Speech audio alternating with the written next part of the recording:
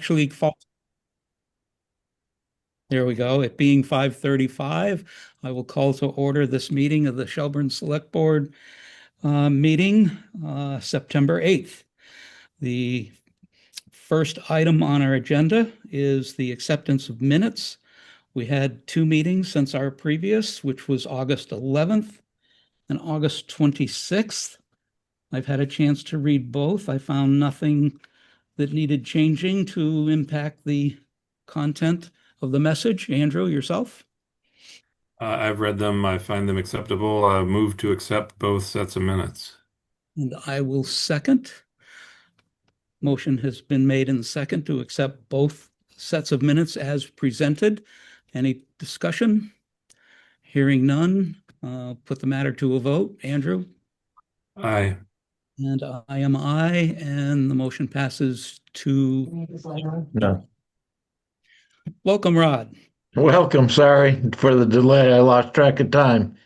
No worries. Just to approve both sets of minutes from the 11th and the 26th. We have a 5:45 appointment. It's not a public hearing, but I still like to wait to closer to the time we published in case someone wants to log on to here. So we'll ask you to wait a bit, Jim. In the interim, uh, we can start with a liaison report. Andrew, Jeff is on, and not sure that he has any specific reason to be here. So if you want to go first while he's with us, fire away. Sure. Terry, did Jeff not get on the agenda? I thought he was coming here to talk about overtime. No, I wasn't asked to put that on the agenda. Hmm, Oh, okay. I Well, didn't. Jeff, since you're here, if you want to provide the highway update, you're welcome. Otherwise, I can speak from my notes from our last conversation, but you've done more since then, so maybe you should jump right in. Sure.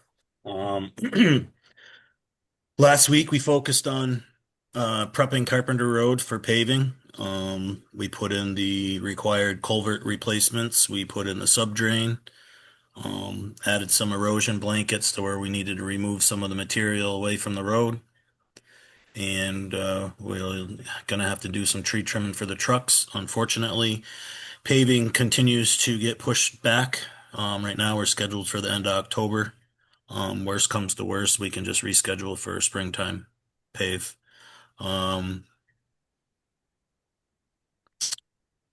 Time's been going so fa fast, I can't. I can share a few Yeah, things. do you have the notes? Because I Yep. really, No, that's fine. Yeah, we covered Carpenter Road.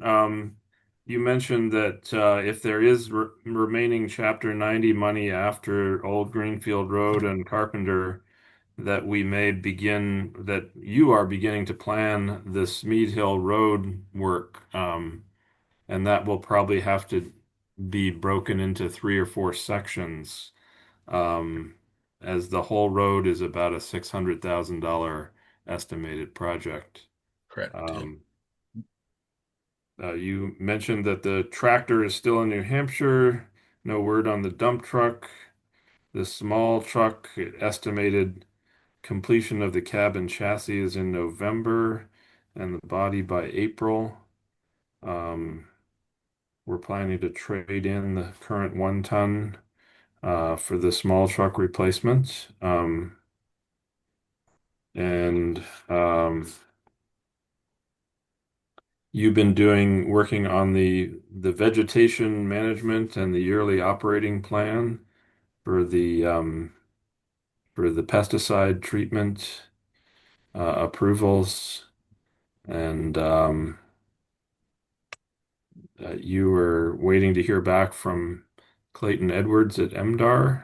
Yes, they are. They're at the VMP is at the commissioner's office pending, waiting for approval. Mhm. And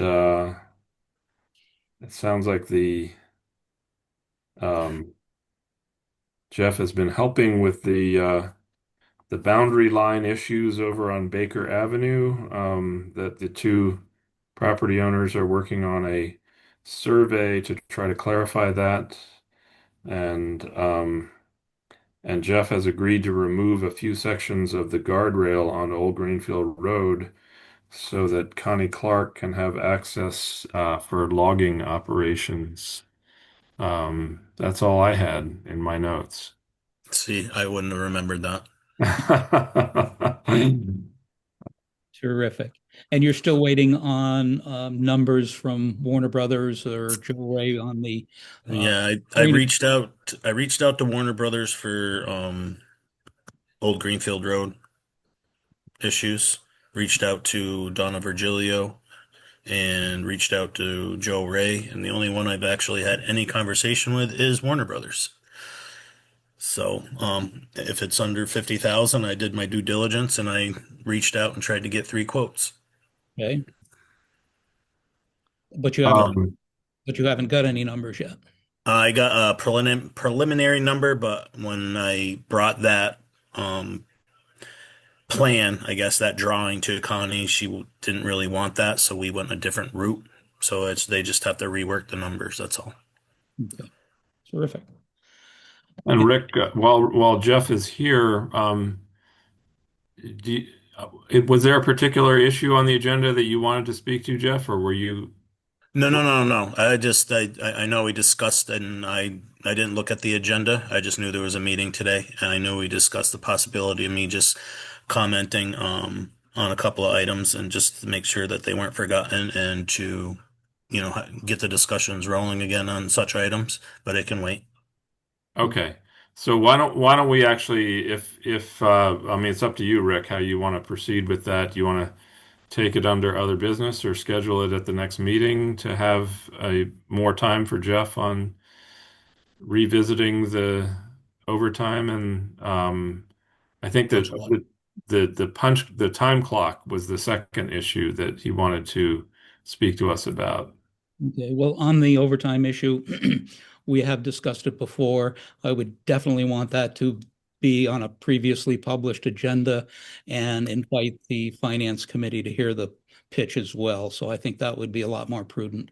If there's a issue with repair to the punch clock or something, No, No, they want to dispense with the punch clock. okay, so that would be part of the other discussion. So Yeah. yeah, that should definitely wait. So if you'd like to put that on the agenda, go ahead and put that forward for perhaps our next meeting. Yes, if we could do that, that would be great. Great. Any other And matters? Terry, will you follow up with the finance committee? Yep. Thank you. I'd like to go back to Old Greenfield Road guardrail removal. On what sections would like to be removed? Jeff? they're marked. I don't have uh longitude latitude markings, but they're marked with pink ribbon. Are they It's on just on it's the just left I was side? just gonna shorten them up. I was just gonna cut what didn't need to be there, or I mean, what she doesn't want there, and what I thought would be acceptable and still safe. And then I just add the end pieces to where we remove the sections. Um, and these were just two kind of, one section was where she planned in some sort of map, logging access. And then another was just enough to relieve some room so that individuals walking or bicycling could get off the road. Because I mean, it is tight, it is narrow, it is a bottleneck kind of, if you want. So just a little bit of room so you can get off the road, and there's just not enough right now. I don't want to remove too much because I don't want the liability. But that's my concern that Because I know it's new and I know change is hard. It's hard with me, it's hard with everyone. But it's just to me when I look at it, it's just a dangerous section and all it takes is one accident. And if we as a town know that that's a possibility, we're technically liable for any injuries. that would be another question that I had, the liability of it. And then there's some question of how close it is to the road, but that's MassDOT specs. I understand that part. So where do we get the authority to shorten them? I mean, it's up to us. It is. Yeah. Yeah. that something as a board we should view all together and make a decision, or Yeah, Uh, I mean, if you have free that's time, I just a can show question you. that was relayed to me that I'm relaying to you? well, I don't think it would hurt to mark the sections that you think you can remove and still not impact motor vehicle safety. Yeah. And then we can individually go by and take a peek at it, as opposed to posting a meeting so we can all go there together, or two of us could go there together and bring it up at our next meeting. It can wait. It's not an urgent thing. Jeff, I thought you said you had already marked these pieces. They're marked There's, with they're marked with pink ribbon. Okay, so you can go take a look where the pink ribbon is then, Rob. there's a lot of pink Yeah, ribbon on it's that, on, there Oh, was here's a an, yeah. I need to clean it up, but there's pink ribbon I on the wasn't sure if guardrail. that was for the knotweed or what it No, was. no. Okay.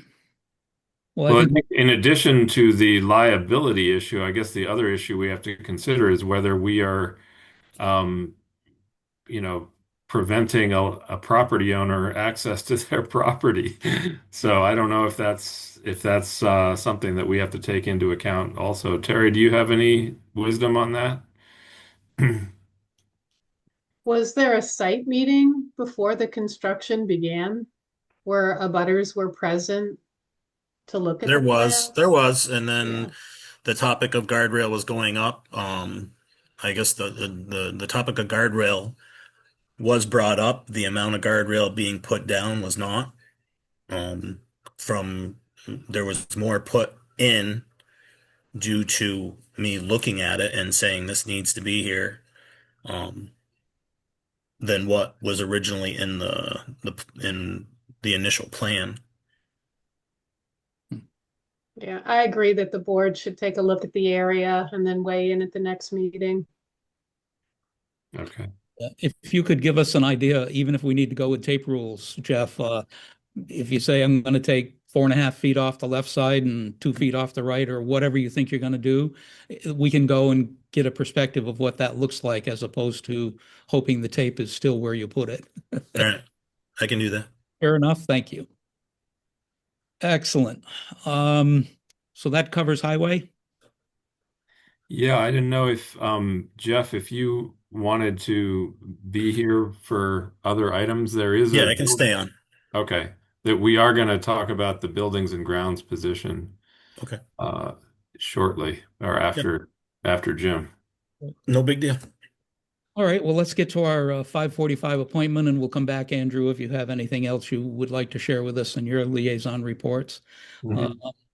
Jim Kessler, I see, is with us and had requested this appointment tonight. And you have the floor, sir. Fire away. All right, thank you. Well, as you probably know, I'm the president of the Memorial Hall Association, which manages the theater on the second floor of Memorial Hall. And first, a brief update.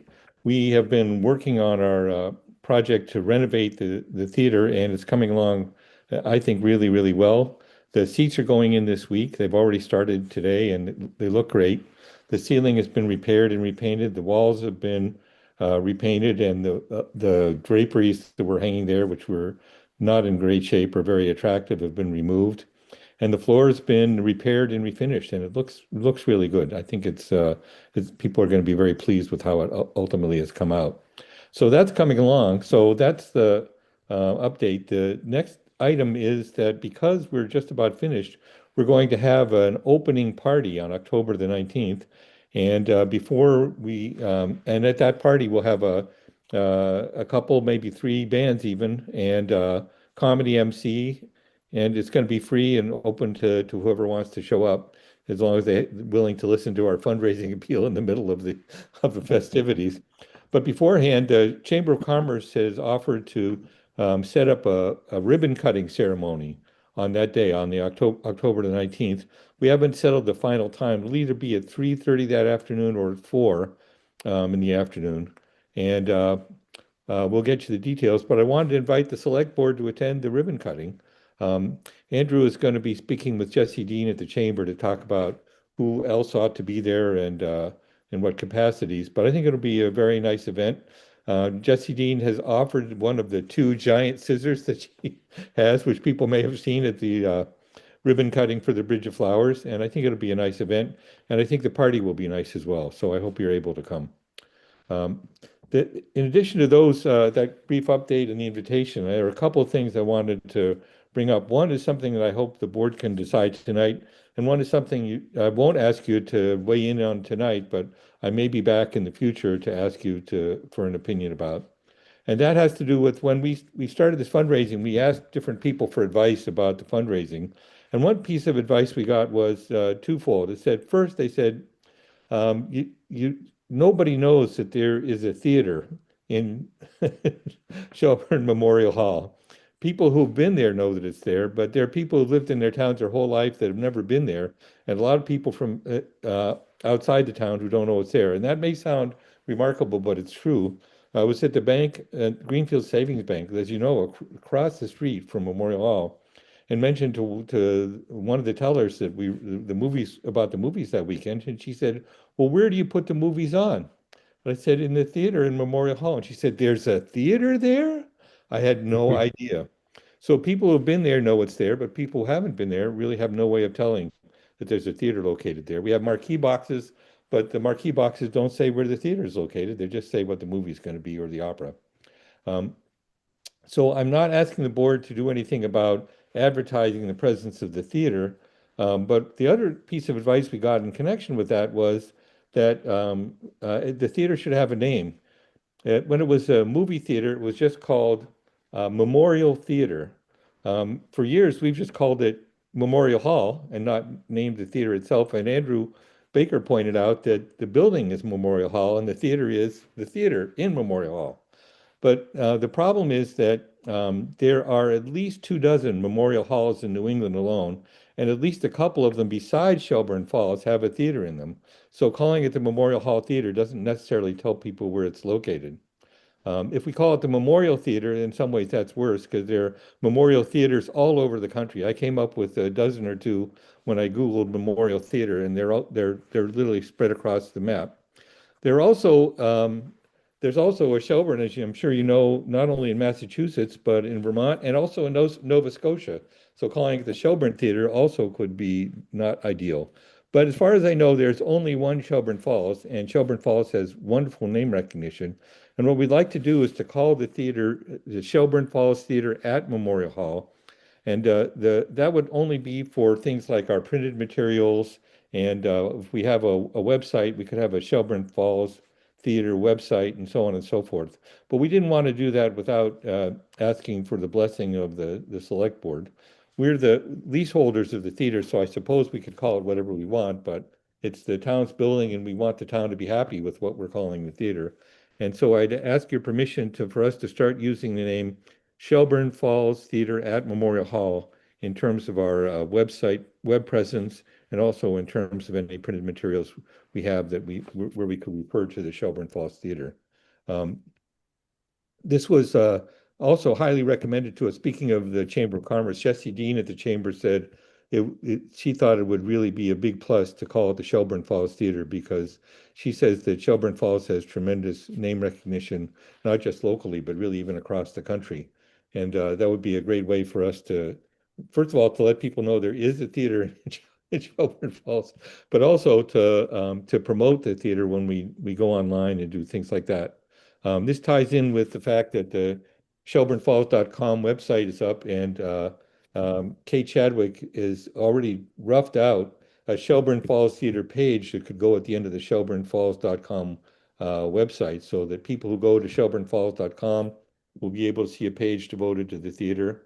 And also, again, if we have a Shelburne Falls Theater website on its own, that will be easier to find in the current situation where people have to know to look for Memorial Hall as the name of the theater, and they may not know that there is a Memorial Hall Theater. So it's kind of a catch-22.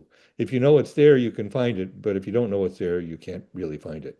So I'd like the board's permission to do that and start using the name Memorial Hall Theater at, I'm sorry, Shelburne Falls Theater at Memorial Hall, as I described. Andrew? I like Jim's thinking. I think I'm in support. Rod, I'm in support also. Terry, you have 30 some odd years of a pulse of the town. I definitely think it would help identify the location better than the way it is now. I'd call that a blessing. Thank you. Well, I'm not going to ask the board to decide on this tonight, but at some point in the future, we would like to put up some kind of banner or other sign on the building itself to say that the Shelburne Falls Theater is located inside. But we don't want to ask you to decide about that now because you don't have any of the details about where it would go, what it would look like, and so on and so forth. We want to make sure that before we ask for your blessing for that, we have a proposal that's concrete and specific and would allow you to understand what you're in for if you agree to it. So That, for my 2 cents, would be it better be in good taste and petite. absolutely, we know there are a lot of concerns about making it right, but we have to decide where it would go, what it would look like, and we agree we want it to be tasteful and appropriate. It would just if we have some indication on the building that there is in fact a theater there on the second floor, I think that would be a big help at some point. So, but we'll come back to you on that when we have more details and a specific proposal to make. Sounds like mission accomplished. Thanks for your Thank you presentation. so much. I really appreciate it. Jim, before you go and they go, just to say that the the the ribbon cutting, we in addition to inviting the select board, we'd like to invite, and whether they come or not is a different matter, but to acknowledge the contractors who have done all this work, and Terry, who has done a lot of heavy lifting on the grant writing and administering, and to invite our legislators to who have helped us secure this funding. So that's kind of the cast, and in that process, as Jim said, we are going to not just celebrate what we've done, which is the first two phases of the capital campaign. Phase one was the federal money that rebuilt our elevator after 25 years or so, and phase two was what Jim just described. Phase three is really, the big chunk of what's left, in addition to, you know, putting a sign out in the front of the building or a marquee or whatever, the rebuilding of the green room, rebuilding of the stage, putting in a handicap access lift to the stage, new lighting, sound, projection, acoustics. There's really a lot more to do. What we've really accomplished now is a major upgrade in the audience experience. What's still ahead of us is to upgrade the theater for the 21st century performer experience, and actually have a bathroom in the backstage, and all of this other stuff that we just mentioned, so that we can begin to attract music and theater and other actors equity acts that have requirements and stuff, that would really allow us to move things up to the next level. So that's what we'll be pitching to people on the 19th, and then on the 24th, the movie season will begin again. The opera season will begin on the 18th, actually. So we've got some good momentum going, and we're going to be back in action.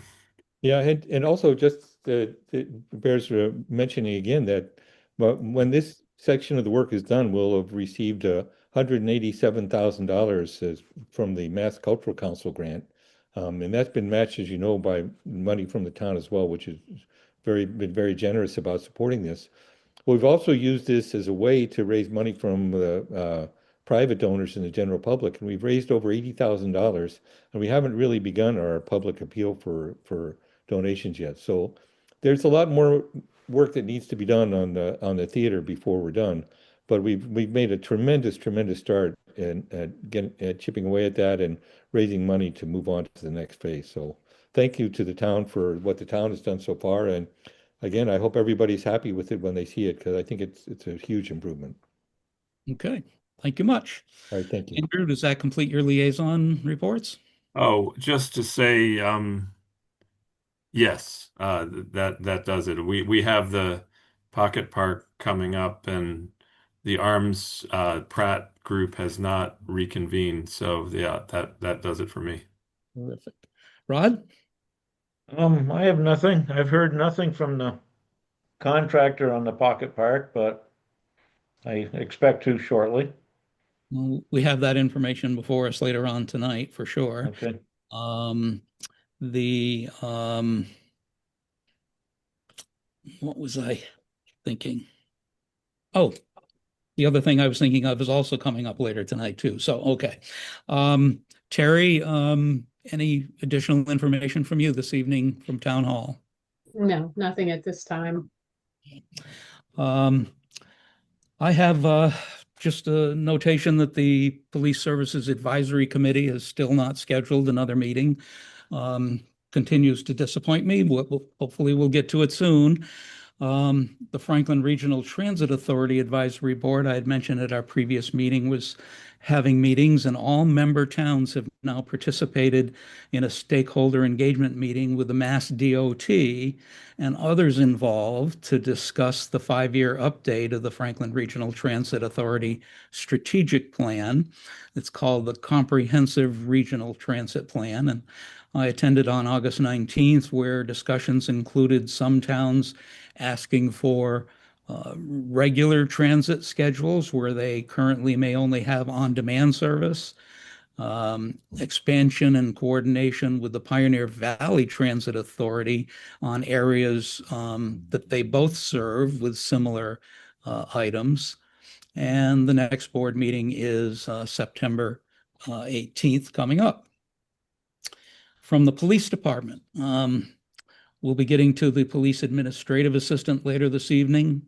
A quick update, you'll recall we at town meeting approved replacing the 6 safety vests for the police officers that have expired.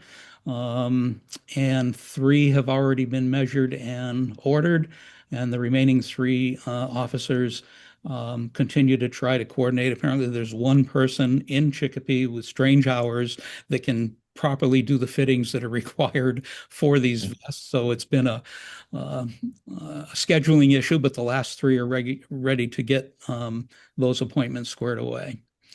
And lastly, from the police department, Detective Lieutenant Stephen Heen of the Department of State Police, Division of Investigative Services from the Hampshire Franklin State Police Detective Unit, has issued a letter of commendation to Shelburne Officer Jeffrey Bellinger. Officer Bellinger was cited for being first on the scene and his participation in life-sustaining interventions that he and a paramedic performed on a 2-month-old child, ultimately restoring the child's heartbeat. Quoting Detective Lieutenant Heen, "I want to take this opportunity to ensure you are aware of the truly outstanding work performed by Officer Bellinger. His professionalism, composure under pressure, and relentless dedication in the face of dire medical emergency reflect great credit upon himself, the Shelburne Police Department, and the community we serve." So I wanted to share that with you. Thanks. That's great news. And congratulations. Yes, yeah. Rick, I do have one small note to just throw in the pot. In the wearing the hat of my not quite liaison reporting, but just wanted to let you and Rod know that the Shelburne Sewer Commission has interviewed 3 candidates for the clerk position that Maureen Pike resigned from. So we're close to a decision, and that person, if I'm correct, Terry, will be a town employee, yes? That is correct. Yeah, so that's what I wanted to just let you know about, and I think we've got some strong candidates, so that was good news. All right.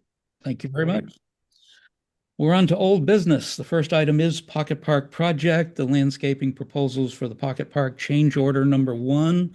The quick backstory is, I believe Andrew, Rod, and Terry met with the winning bid company, walked it, had ideas of what may or may not work, having the absence of an actual landscaping detailed schedule, such as grades and so on.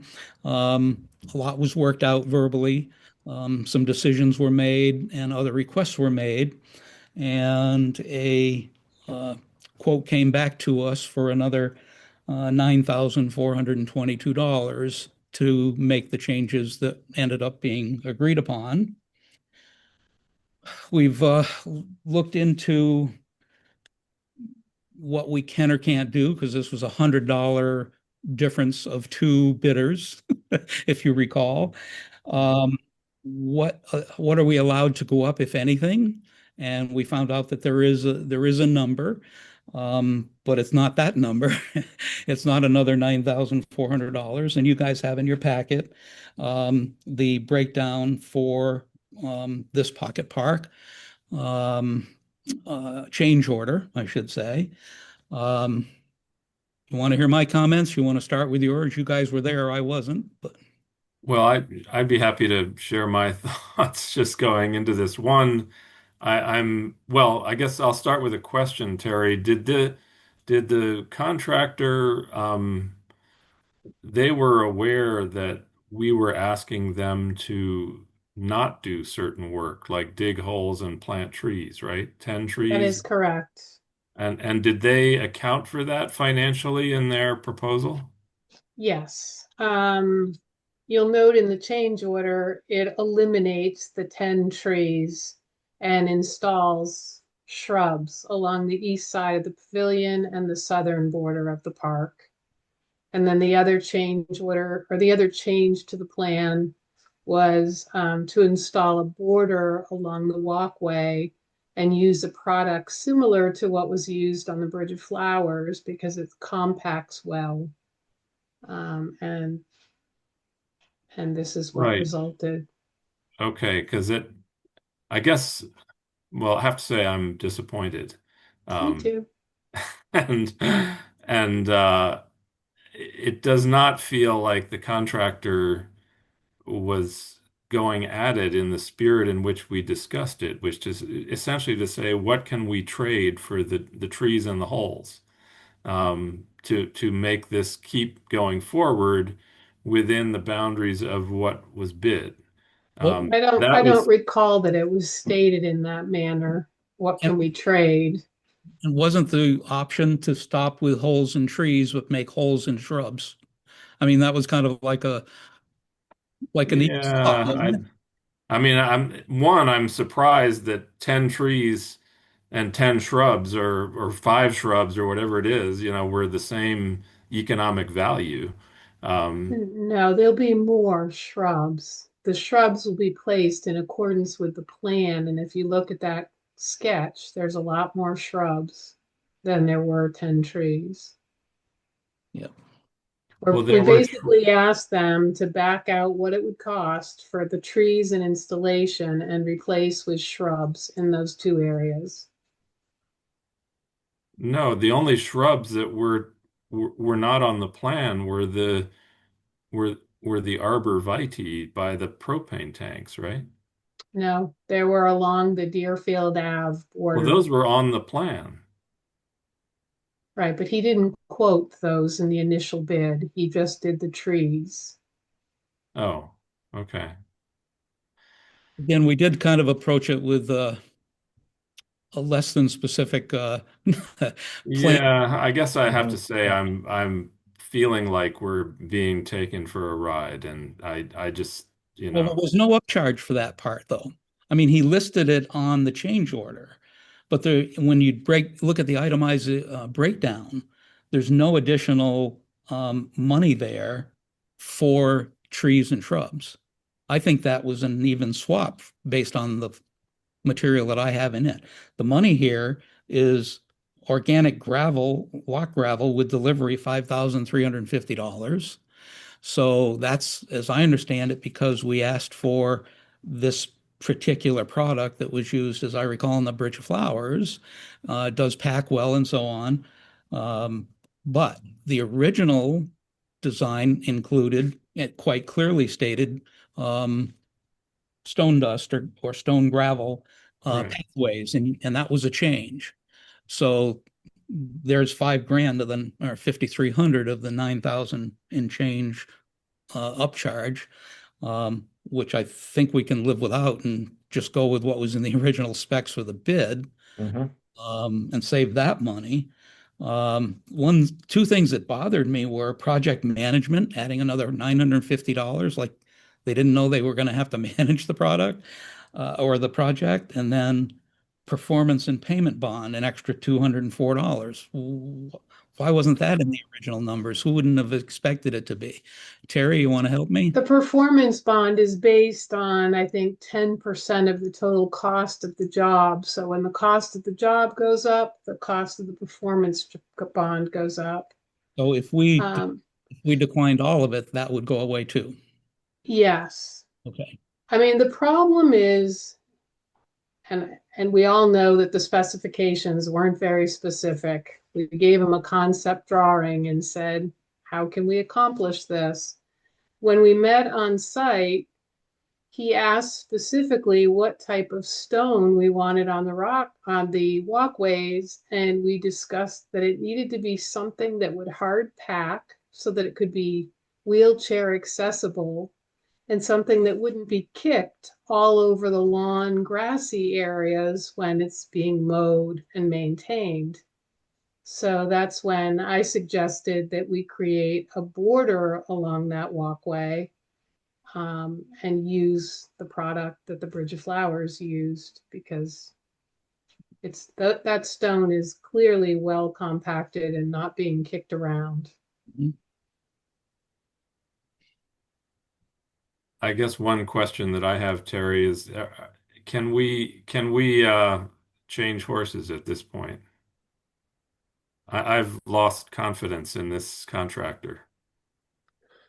We could certainly reject any and all bids, go back out again, but we have until December 30th to spend this money or we lose it. Yeah, but what about the $100 difference between the two bids? To me, that's like immaterial. I think we would be in the same boat when we go to have the site visit. We would not be able to accomplish what you wanted to accomplish for that price. I think we would definitely have an appeal if we were to rescind the award and go with another vendor.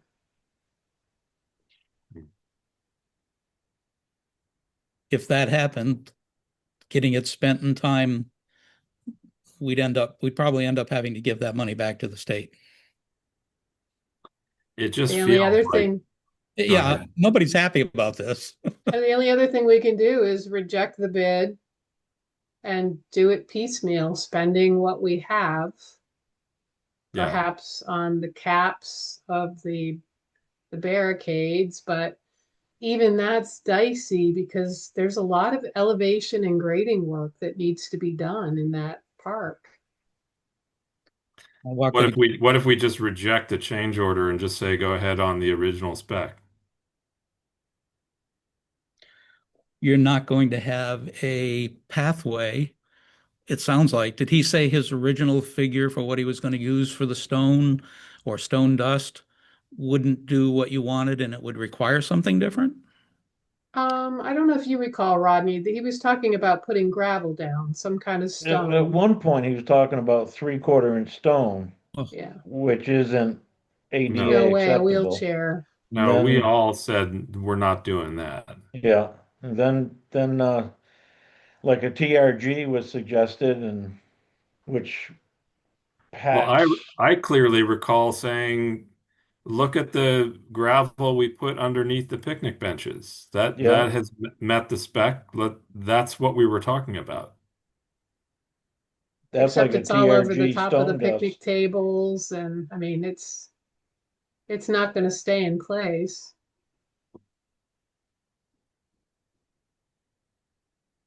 I don't know what processed riprap for edging is. I know what riprap is, but I was just thinking like curved wooden borders embedded in the sod. Yeah, well, That would hold everything. what the Bridge of Flowers has is a little inserted upright border. It's the material is looks like it's either metal or plastic or something like that. It's a little black strip, that Mm. holds the gravel that separates it from the dirt. I mean, it looks like we could do everything if we were to back out what the product is, the Bridge of Flowers product, that would be $5,350 off. I don't know if Jeff has any suggestions for product. I'm accustomed just to using loose stone, so I really don't have anything I can recommend. Um, However, that porous pave stuff, there have been sidewalks and walkways built and bike paths built with that material. You're talking about the stuff that's under the picnic benches? No, it's called porous pave. It's a rubberized material, Yeah. and they actually built bike paths with that. Not around here, but That's not what he's quoting, right? It's just an No. no. option. Okay. No, Um, So what do you think of having him go through with everything but the organic lock gravel and having put something in that we can afford for now? You already had it snap. Why don't we just have him build what he originally quoted for 31,000 and hire somebody else to come back and fix it when we raise more money or find more money.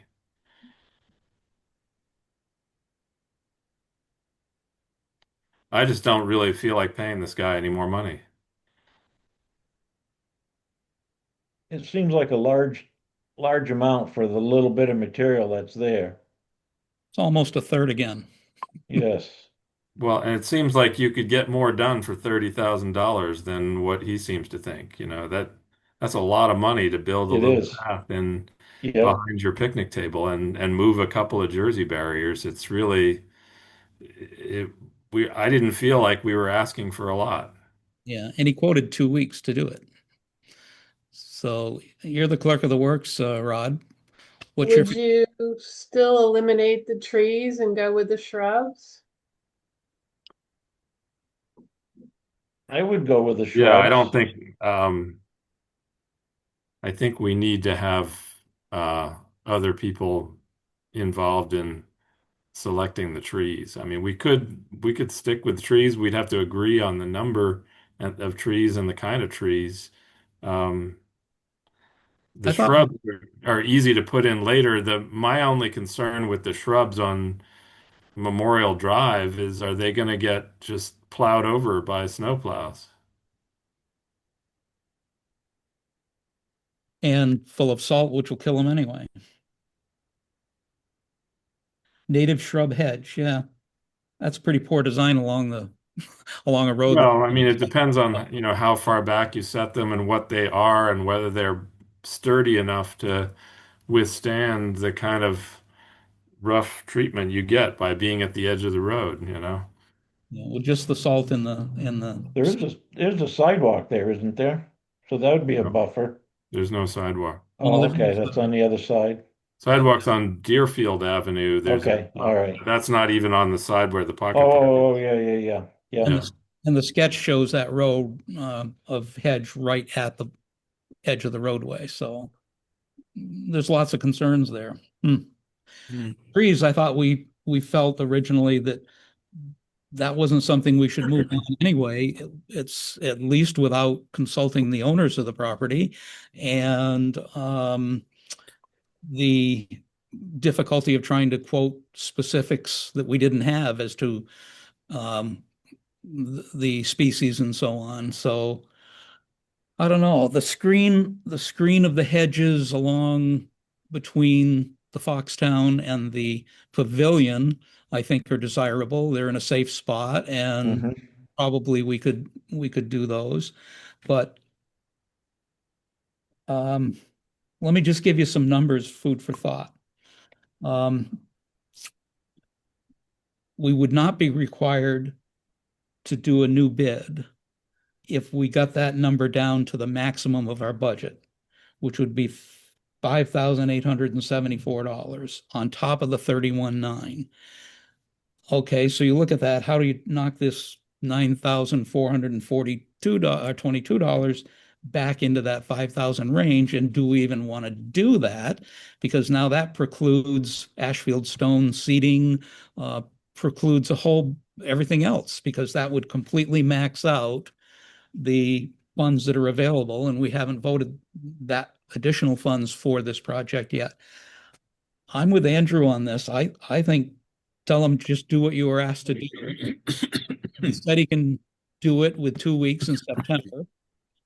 That leaves us 3 more months to scurry and find perhaps vendors under our bid level requirement to put in some shrubs and do what need be. But I'm just talking off the top of my head because I'm disappointed in that as well. It seems like Yeah, I would say do that bid as is and use the last $5,000 for the Ashfield stone, and see how much stone we can get, and then we'll just whatever's left, if there's more, pieces to put together. When we do have stuff left, because we got the trees, we've got the gardens, we definitely have more stuff to do back there. But I just think this was a higher bid than I thought was warranted for the work we were asking for, and I don't really want to spend more money with this person.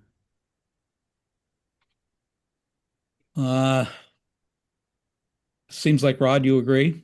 Yes, I do. Terry, do we need to take a vote to reject uh, or retract our change order and ask that it be executed in the original uh, agreement at the level of 31,900 previously bid and get to it as soon as possible, please? Or I would vote to amend change order 1 to eliminate the purchase and installation of the 10 trees and leave it at that. So then it should come in less than 31,900. And then what? Then what? And Then what are you saying then about change order 2, or all the there rest is of it? no change order 2. We just ask him to eliminate the purchase and installation of the 10 trees that were in his original bid. Oh, okay. So that would require a change order to do Yeah, that. And he good. should come back with a net change that's less than 31,900. Right. I mean, the one thing that I would swap for those trees is a little piece of edging on the path there that would hold the gravel or the stone dust or whatever that he's putting in there from sliding down the hill. Um, that seems like a fair trade to me. So keep riprap for edging in there Well, I don't know and what he then means by use the, riprap, but yeah, uh, I don't know why he used that word either. I mean, Yeah, I'm not fond of that word. landscape edging is, as you described, it's Yes. a vertical barrier that's recessed into the ground with about 1/3 of it poking up, holding in the gravel. Um, and but then, I mean, we have to specify what we want on that walkway. And if you want the material that's in the picnic area, I'll need to find out what that is. why don't we leave that alone, Andrew, and just say our only change order is we'd like to eliminate the purchase and installation of 10 trees from the original quote, execute that change order and tell us how much that's going to go down in your original bid, because it certainly at that point should, and then see what it's like when he's done. And we would have our remaining funds in ARPA of 5,875 plus whatever he's under his original 31,900 quote by removing the 10 trees and deal with it later. The walkway is included in the original bid, so we would need to specify the product that's going to be used without edging. But we didn't do that in the original bidding process. No, and he was going to use what, half-inch gravel or something, which would make it very difficult for people with disabilities to navigate. It's gotta be a wheelchair friendly product, and he knew that. Yes, We were talking ADA with him, and we were looking at the stone dust under the picnic benches. Yep. And that's not going to be $5,300 for sure. for sure. Yep. Um, so we need to vote, is what you're saying, Terry. Yes, I'll So, move that we remove the trees from the original bid. Is that what you're saying there, Terry? yeah, I'll amend, we'll vote to amend change order 1 to remove the purchase and installation of 10 trees and to specify a wheelchair-friendly product for the walkways. So moved. Second, it's been moved and seconded. Any further deliberation? Hearing none, put the matter to a vote. Andrew, Aye. Rod, aye. I am I. Motion passes 3-0. Good. Yeah, that was quite a shock to get that kind of a number. And you said, what's going on here? Something doesn't feel right. Okay, that's old business item A. Old business B, building facilities and grounds position higher pending.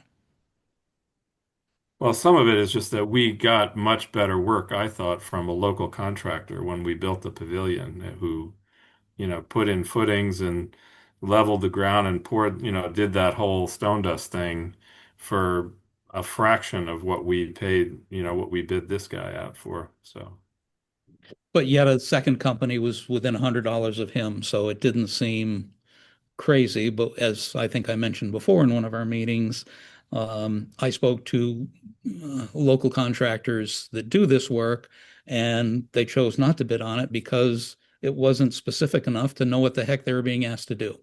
yeah. So, there's a lot of mistakes we made along the way, but we'll make the best of it and get this done properly. So the building and facilities grounds position, the higher pending, that's in his court at the moment. So it's nothing we need to act on this evening. We're still waiting for those details to be fleshed out. Correct, Terry? That's correct. Item C, Police Department Administrative Assistant. I'd like to postpone discussion of this until under new business where we will bring it up, but I will give you in a nutshell where we're at with that. 22 applicants applied for the part-time police administrative assistant position. 5 were selected and scheduled for interviews. On the day of the interview, only 2 candidates remained. 1 withdrew, 1 was hired elsewhere, and the 3rd decided to stay with their current employer. So myself as select board chair, Chief Bardwell, Terry, town administrator, and Sergeant Petrevich interviewed them, and we will pick up from there the recommendation and the chief's recommendation of the hire when we get to that item further on. Everybody comfortable with that? I am. Yeah. All right, Hill Cemetery. That item is tabled until sometime after 9/11. The town clerk, who is the chairman of the Hill Cemetery Committee, is on vacation, I believe, and until after that point. It does have it or has, I don't know whether it's happened or not, but the committee is discussing the recommendation that we asked them to give us. So at some point, Joe will get a hold of us and say he's ready to tell us what the committee would like us to do in that regard. New business, Board of Health, request to appoint Lynn Dole.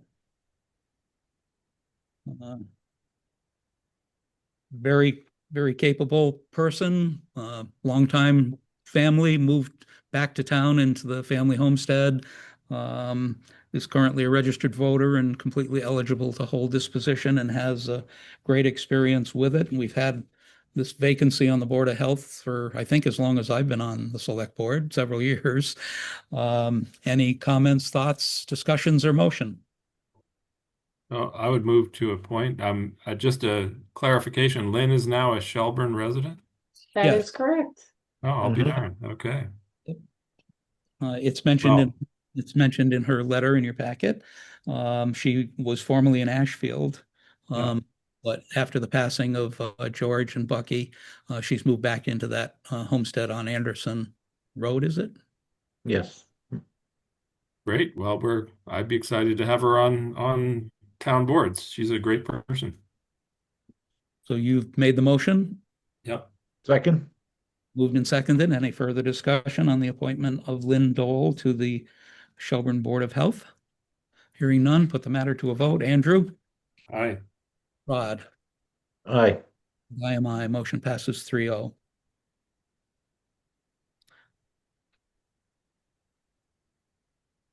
Item B, new business. Will Flanders request to appoint Phil Bragdon to the CPC. That's the Historic Preservation designated slot.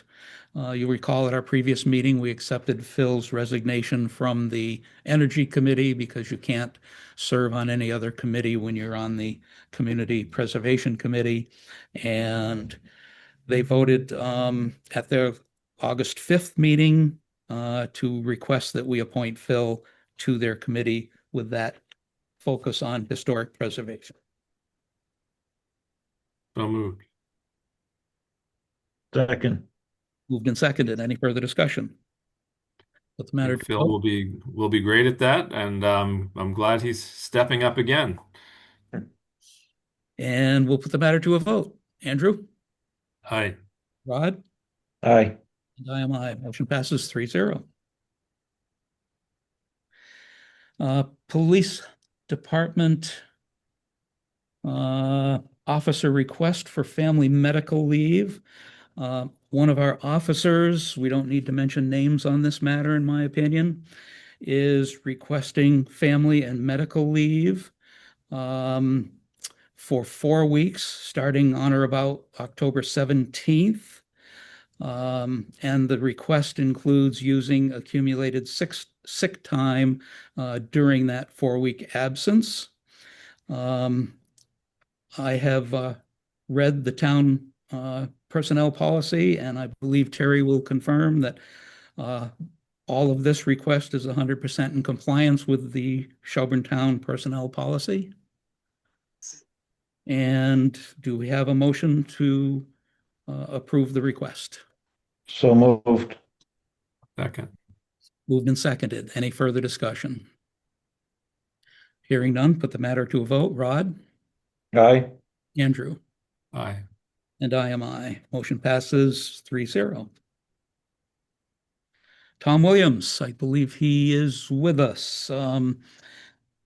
Great River Hydro warning siren for dam failure. You have the letter in your packet.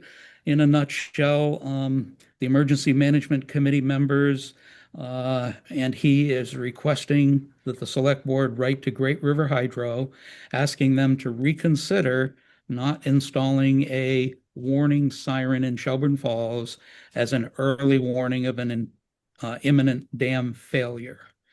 Rod, you're the Select Board rep to the Emergency Management Committee. Any comments from you on this request? I guess I'd reserve everything to Tom, and Okay. he's much more familiar than I am. Any comments to flesh this out a bit? Well, we met with his name escapes me at the moment, but he's in fact he's soon to retire, he said, and pass the responsibility on. But we met with him a month or so back. Let's see, I think John Taylor was there, and a few others. But besides that, um, there was apparently the thought of having a siren placed right in the center of town, similar to, I guess they already have one over there by the new dam portion that goes up and down, whatever you want to call it. And apparently, when The it goes hydraulic. off, what's that? The hydraulics. the hydraulic part of the dam, right? Yeah. And apparently, when that goes down, I guess there's a siren goes off, and Great River Hydro has gotten some complaints. So they feel that this an additional siren going off would add to that complaint problem that they have, which I don't see how often that would be going off anyway. I'm sure there'd be sometimes it would go off for testing, but it seems to me that that's the only issue that they have because they're tired of complaints. But the fact that and their solution to the whole thing would be telephoning via cell phones, EMDs in the area. They would notify Shelburne Dispatch and get the message out that way if there's a pending issue. Well, we all know cell phones in some areas don't work. Sometimes you don't have. They're just not a reliable system to be solely responsible for. And we saw that recently down there in Texas. So, for the sake of redundancy, the Emergency Management Committee in our discussion would we believe that a siren is warranted, basically because it's redundant and it's a little bit more reliable than just depending on cell phones. Oh, and the other issue with cell phones is that this rep, I think his name is Mike. Mike stated they have a problem at times trying to keep up with the point of contact numbers, keeping them current. So, there are just a lot of little issues with cell phones, being the sole warning system. So the committee requested that I send a letter to the select board asking you, as the town leadership, to send a letter to Great River Hydro, asking them to reconsider the decision and to go ahead and put in this siren as an early warning system. Well, let me ask you a couple questions, Tom. How would this be controlled? What dam are you talking about? Would it be tied to simply the Salmon Falls Dam? No, this would be the dam, the Harriman Dam, and there are two other small dams up there. Uh, Sherman Reservoir and Bear Swamp Reservoir. right, there you go. Thank you. So it's not the Salmon Falls Dam, but it's dams that are upstream of Charlemont, Shelburne, and Coleraine, and all that. And All a that area. system exists that if there were a failure of one of those two, that it would make the siren operational, or is it something somebody'd have to say, oh, geez, I'm supposed to make that siren go off? How does it work? Do you know? I have no idea on that. Hmm. Hmm. My God, James Cook.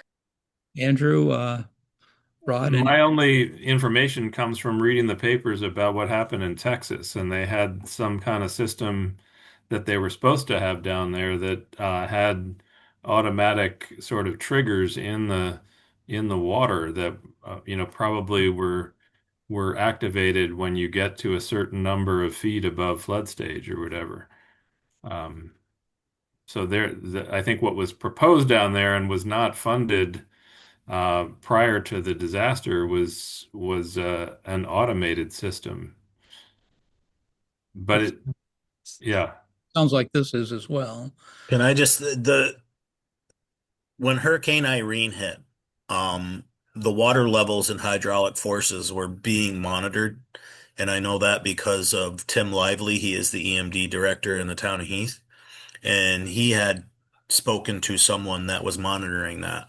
And at one point, they were actually worried that that levee was going to let go, and if that levee let go, it would eventually hit Sherman Reservoir and then to Bear Swamp, and Shelburne Falls would not be around. It would have been gone. It would have wiped it right out. There is So, delayed. They said once there's a impending break, that the water level would rise within 6 hours uh, in Shelburne Falls. So that'd be the only notice we have. Um, so, s- While I don't know the exact procedure, I would think that if there was a problem developing, that they would start the siren at that point, not when the break is there. But that's a guess from what I've been Hmm. reading and whatnot. And the siren just alerts people within hearing distance of that dam up there, and then they. No, the siren would be located here in Shelburne Falls Oh, and would alert us at here's what I would, from what my professional uh, um here's what I would assume would happen at this point. Assume that we would start getting different warnings from different levels of issues as they from what I've read in their emergency response plan. There would be certain triggers that would eventually say, hey, you got to evacuate. So there'd be certain warnings or triggers set off prior to the siren going off. The siren would be the final signals that, hey, you need to evacuate. So that preparation of evacuations and whatnot would already be taking place with the plans that we have to update actually. But we do have plans on the books for evacuations. Um, so that siren would tell us, hey, you got to get out of town, and you got 6 hours or 5 or 6 hours to do so. Hmm. And instead of waiting on phone calls and elaborate, phone trees and everything else, and hey, this person wasn't home, who do I call next? It'd be immediate, it'd be a lot more reliable, and it'd be a little bit of redundancy built into the whole alarm system. I have to say I'm impressed that there's actually is 5 or 6 hours between Harriman and us. I would have thought that if you had a dam breach up there, that water would be traveling a lot faster than that. That's what the engineering studies have stated, 6 hours. Okay. So again, the request is simply to um, get on Great River Hydro's list as somebody that would desire a better alarm system built into the community.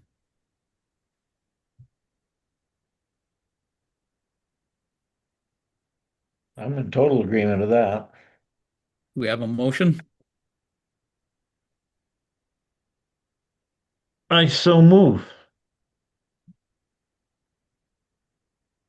Can you clarify, Rod, what we're moving just to write a letter to the who Yes, to write a letter to who are we Power writing Company, to? to Great River Hydro? Great River Hydro, that we would like to have an early warning system installed. That we would like to support the previous request of the Emergency Yes, Management Committee for the yes, installation of a siren. yes. Exactly Correction, it that. wasn't a request on our part. It was something that had already somehow somebody else had already started and was Oh, in the works. It wasn't a request that came from the Shelburne Emergency Management Committee. oh, Okay. It was something that was in the works, and the meeting that we went to, they were just telling us that they decided not to go through with it. hmm. And Tom, if this were installed, would it notify people on the Buckland side equally to ours? Oh yes, oh yeah. Yes. I mean, I this probably, reminds me of the It's like the the tornado sirens that they have in the tornado alley. yeah. It's that loud. Yeah. It'd be like the old fire alarm system years ago when I was a kid. It went off every day at noon as a test. That's how the firefighters were notified to report to the fire station. I could hear that from here. Oh, really? Yeah. Yeah. If the weather was right, I could hear it. so did you care to second that, Yeah, Andrew? I will second that motion. Okay. Any further discussion? All in favor, Andrew? Well, I would say just as a comment, I mean, I appreciate the the cost of false alarms, both in terms of not just inconvenience and noise, but having a degrading effect on people's responsiveness when it's real, you know. So that is a, you know, something that's not insignificant, but you know, I think that having an emergency system in place is important. So I would vote yes. Okay. Rod? Aye. And I am I. Motion passes 3-0 to request that they reconsider not installing warning sirens in Shelburne Falls. Thank you very much. Thank you guys. Tom, actually, while you're here, I do have one question, which is just that I did get some alerts on my phone. Was it yesterday when the tornado was possibly coming through town? Saturday. And what's that? Saturday. Saturday, I'm sorry. Yeah, losing track of the days here, but um, it made me wonder um, whether your kind of emergency planning was in place around that event, and if I should have been calling somebody to say, where do I sign up or what do I do? You know, I'm sorry. Are you asking me? What are you asking? I'm asking you, yeah, how did we do on that kind of warning? Because that was a kind of shelter in place warning. Well, that warning was sent out. I got the same thing, and I think it was sent out by the state email office. So there's nothing I can take credit for. But we took that notice and put it on our Facebook page and rebroadcasted it, and that's what we're trying to do. The PIO team is looking to increase our ability to make the town residents more knowledgeable of some of the alarms and some of the systems and precautions to take, and also advise them, or we're building up a system where we can advise and warn residents of things like this that are coming up. So we are moving toward improving our whole system in regards to notifications like that. Great. Thanks a lot, But Tom. in general, if that tornado had touched down, I would have been calling on the police department and just or showing up there and saying, you know, how can I help? Good. And Okay. that's what we're hoping to get more of once we get going. And if the tornado had set down somewhere within Shelburne or close by, you would have been getting, or somebody would have been getting a request for me to activate the EOC, and we would have brought the team in and done what we could do to support the recovery operations or response operation, I should say. Yeah. We Okay. have a EOC team that's getting pretty well trained up. Good. Super. New business item. Thanks, everybody. Thanks, Tom. New business item E. Shelburne Fire Chief John Taylor has requested a proclamation of Fire Prevention Week, October 5th through 11th throughout Shelburne. The proclamation you have in front of you, it basically has 4 highlights I'll touch on. Whereas most of the electronics used in homes daily, including smartphones, tablets, laptops, etc., are all powered by lithium-ion batteries, which, if misused, damaged, or improperly charged, can overheat, start a fire, or explode. Whereas the National Fire Protection Association reports an increase in battery-related fires, underscoring the need for more public education on the safe use of lithium-ion batteries.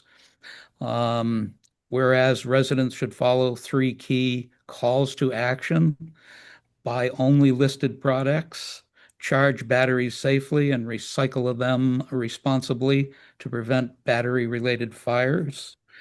And whereas the 2025 Fire Prevention Week theme is Charge into Fire Safety, lithium-ion batteries in your home. That is their theme for this year and has triggered this request for a proclamation for our local fire department to use in reaching out October 5th to 11th for increased awareness, and asked us to take a vote to approve me signing said proclamation. Any discussion or motion? I'm so moved. I will support that. I'll Declaration second. of Declaration of Fire Prevention Week. I'll second that motion. Moved and seconded. Any further discussion? Hearing none, put the matter to a vote. Andrew? Aye. Rod? Aye. I am aye. Motion passes 3-0. Item F, Police Administrative Assistant position, recommendation for hire. I did give you a brief overview of the process from 22 applicants to 5 pre-screened, as we had decided would be the process. Turns out only 2 ended up being interviewed, which then came down to a very obvious and clear, capable candidate from the 2 interviews that were held, which at that point precluded our normal process of having the select board interview potential candidates.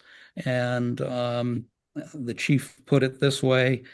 My take on the interviews was that Rebecca, one of the candidates, comes to us with administrative experience, a demonstrated ability to handle sensitive and confidential matters, and a strong commitment to teamwork and community service. Her background and professionalism makes her an excellent fit for this critical role.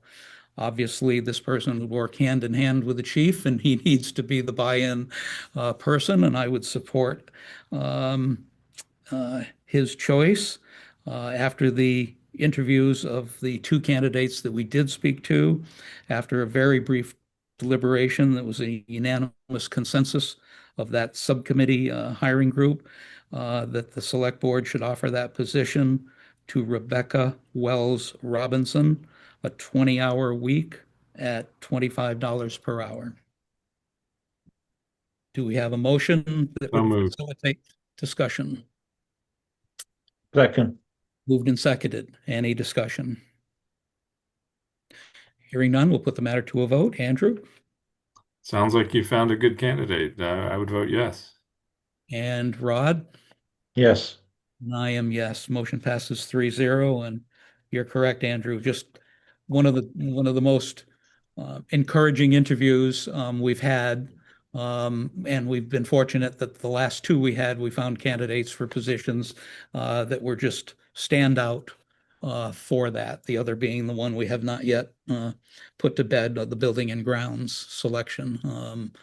Really incredible candidates, which is refreshing after processes we've been through. Joseph Judd, Town Clerk, Public Records Guidelines.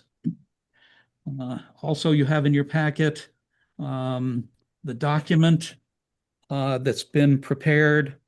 In a nutshell, public records requests have risen significantly in the past several years. It's a complicated and a highly regulated process with all sorts of deadlines, recordings, what can and can't be released, et cetera, et cetera. Interestingly, Shelburne has never had a written policy of the procedure for handling these. We do have, as does almost every town in the state, the records access officer be the town clerk. That has worked well until things have just seemed to almost gotten out of hand with these requests. And we're finding that the process needs to be defined, written down, and shared with all the people that have to do it. That really boils down to department heads, and it also provides a guide to potential applicants. So the goal here is A, get a written procedure, provide some tips of what to do and not to do in the process. This gives a full understanding to department heads like Jeff, who may get a public records request. Okay, here's 2 simple pages to read, and now I know what to do, what the process is. And the 3rd page is the application for or the request form. So our records officer, access officer, did an update to the form that we already have on our website. Again, just further clarifying what we need and what we don't need to make it a little easier for people to see. But beyond that, the document provides links to the state where all of the code numbers, the general law numbers, all the fine details. We don't need to be the guardian and the shepherd of that or have that information available, but we do make it in this document available as a link, so that people that want a little more information than what we provide in basically our overview and procedure can go to the state appropriate place and get it firsthand. So the request comes from our records access officer with his blessing.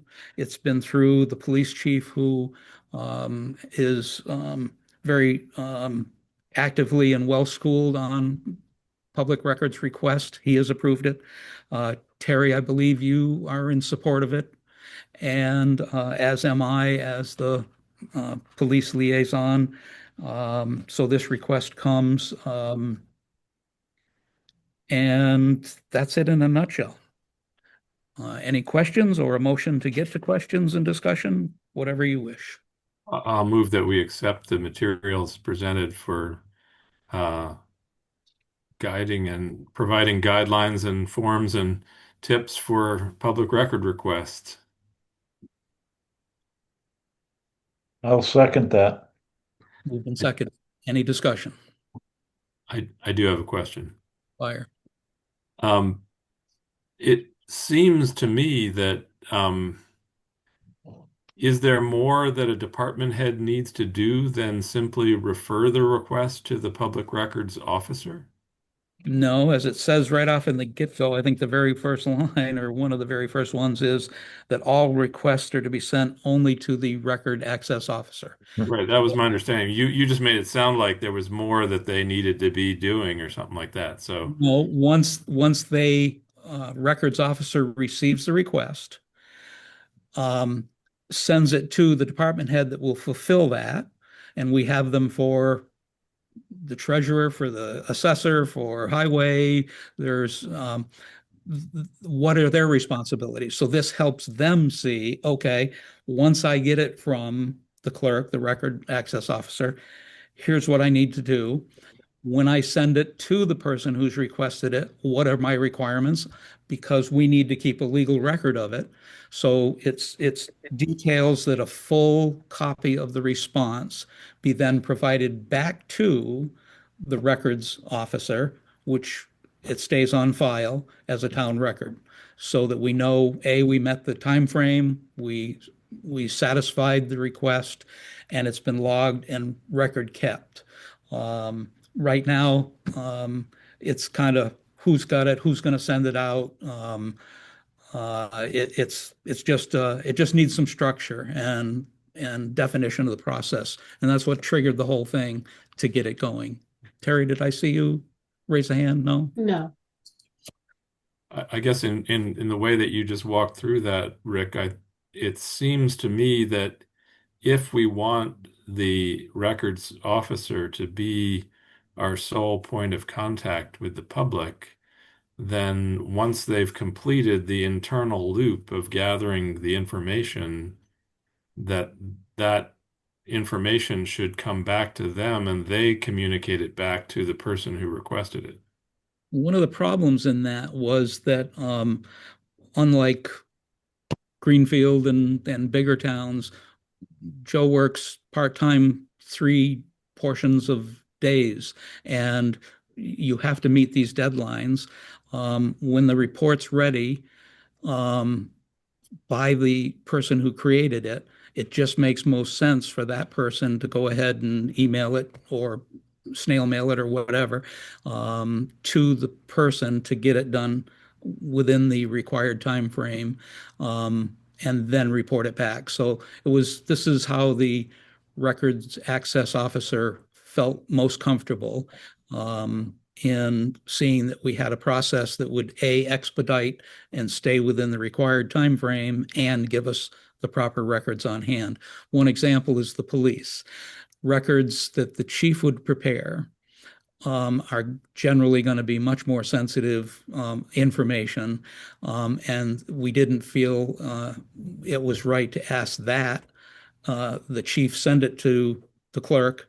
The clerk then send it out and keep the record there. This information that you don't need floating around there, even though it's a public access record request report, those records will stay with the police chief.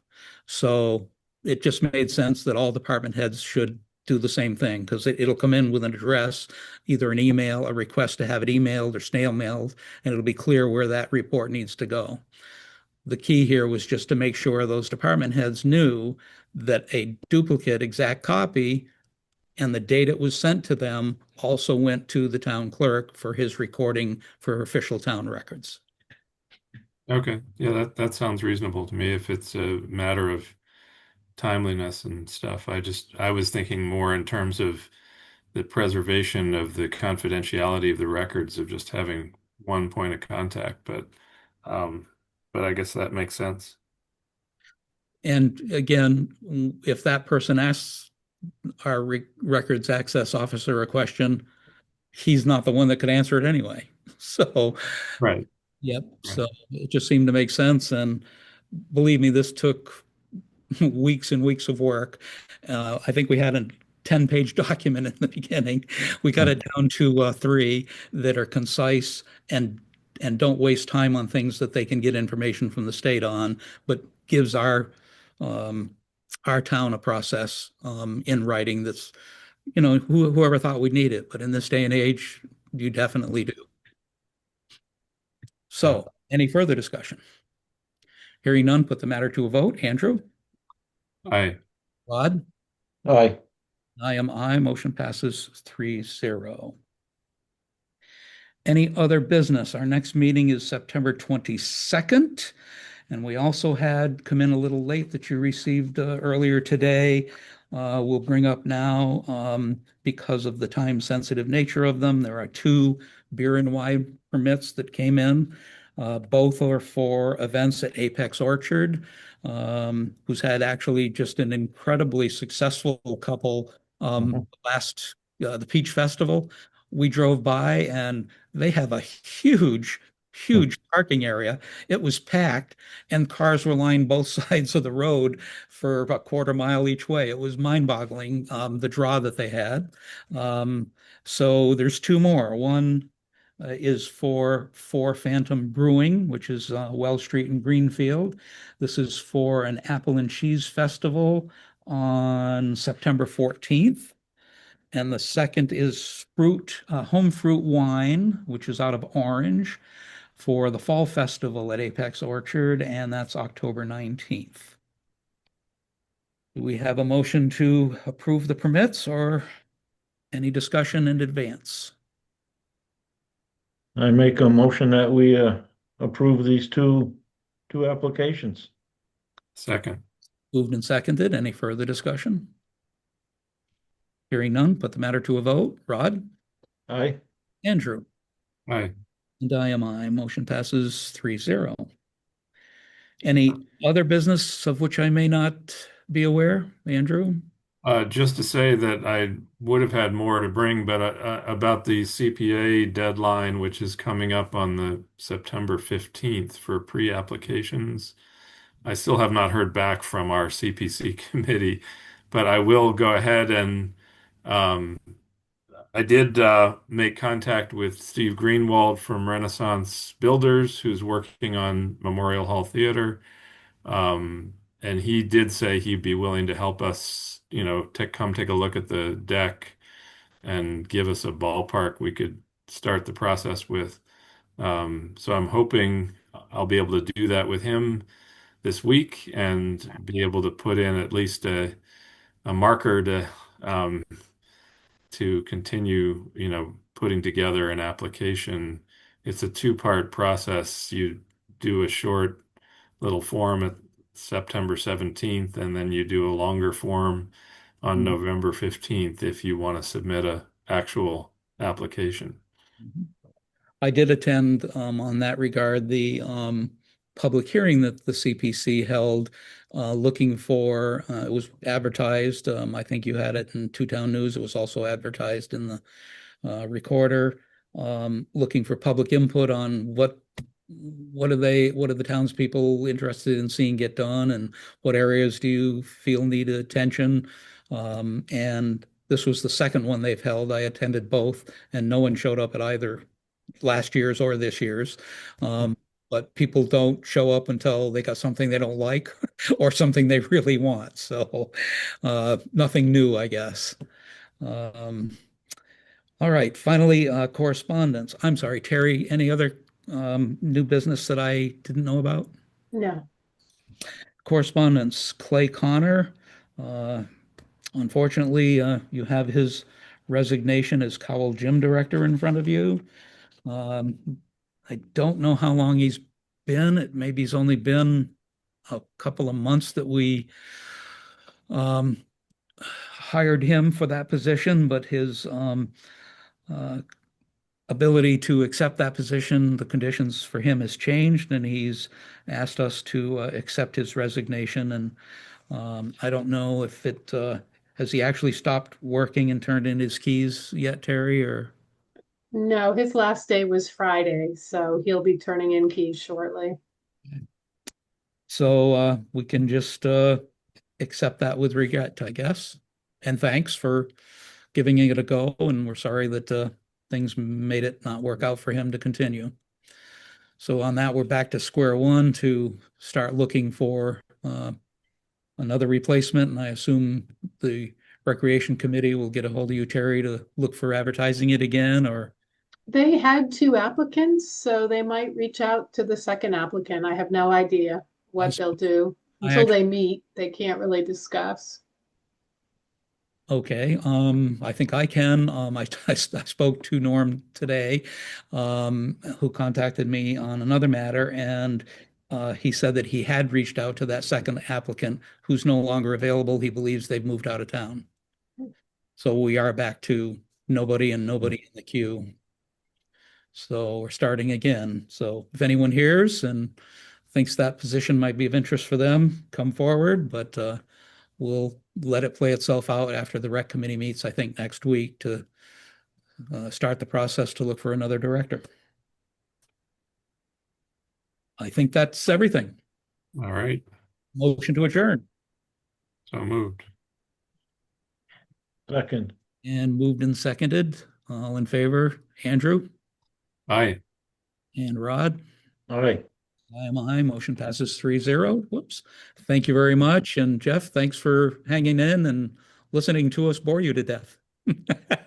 Have a good night, everyone. All Good right. night.